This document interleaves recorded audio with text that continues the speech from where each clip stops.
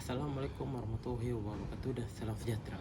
Nama saya Muhammad Syafiq Idran BUSD dengan nombor metrik di 2021093154. Pada hari ini saya akan menjawab soalan final assessment soalan 1, di mana soalan A iaitu nama kecederaan ialah kontusi ataupun dikenali sebagai concussion, iaitu gegaran di kepala akibat daripada pelanggaran secara terus ataupun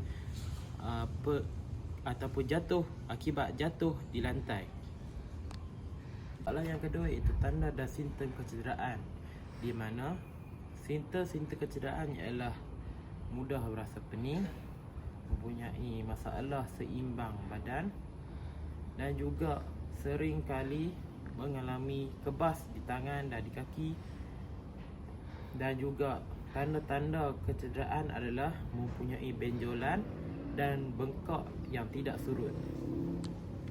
Risiko sekiranya kecederaan ini tidak dirawat adalah berkemungkinan berlakunya pembekuan darah di kepala dan mungkin mengakibatkan kecederaan yang lebih serius di masa yang akan datang. Sekarang saya akan tunjukkan bagaimana untuk menilai kecederaan di kepala dengan menggunakan kaedah teknik TOTEX. Ayo. Okay, camera. Stop the phone.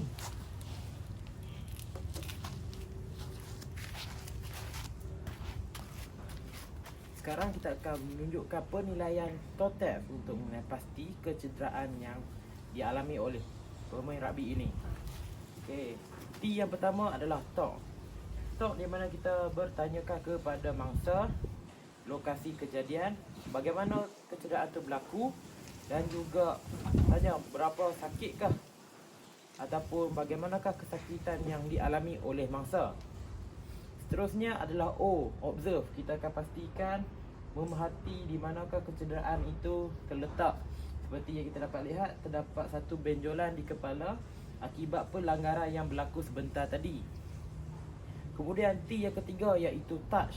Pastikan kita sentuh kawasan yang sakit dan menilai sama ada kesakitan itu serius ataupun sekadar luka yang perlu dirawat secara ringan. Kemudian adalah A, iaitu achievement. Okey, kita akan pastikan dia mampu bergerak ataupun tidak. Kita bertanyakan kepada mangsa. Kiranya mangsa tidak dapat bergerak ataupun melakukan pergerakan, kita kena pastikan mangsa berada dalam keadaan yang selamat. Kemudian P iaitu passive movement, mana kita cuba menggerakkan kepalanya. Sekiranya pergerakan tidak berlaku, berkemungkinan kecederaan yang serius yang dialami oleh mangsa. Sekiranya pergerakan mampu dilakukan, ini makna mangsa mempunyai kecederaan yang mampu dirawat oleh bantu mula sebelum kita serahkan mangsa kepada pakar perubatan.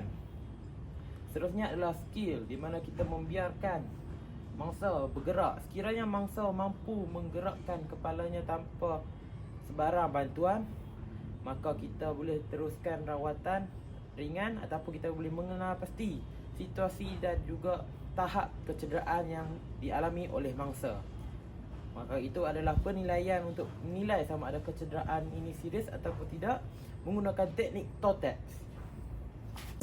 Sekarang kita akan lakukan balutan cincin. Balutan cincin ini merupakan balutan yang digunakan untuk menghentikan pendarahan daripada merebak.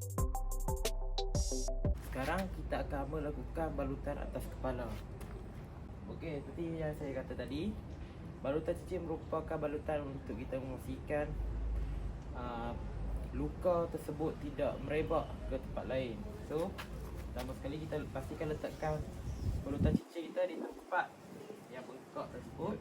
Balutan cincin dibalut dengan balutan kepala supaya balutan cincin dapat memegang bahagian luka dengan baik, dan kemudian diikat tidak terlalu ketat supaya pengaliran darah berlaku dengan baik.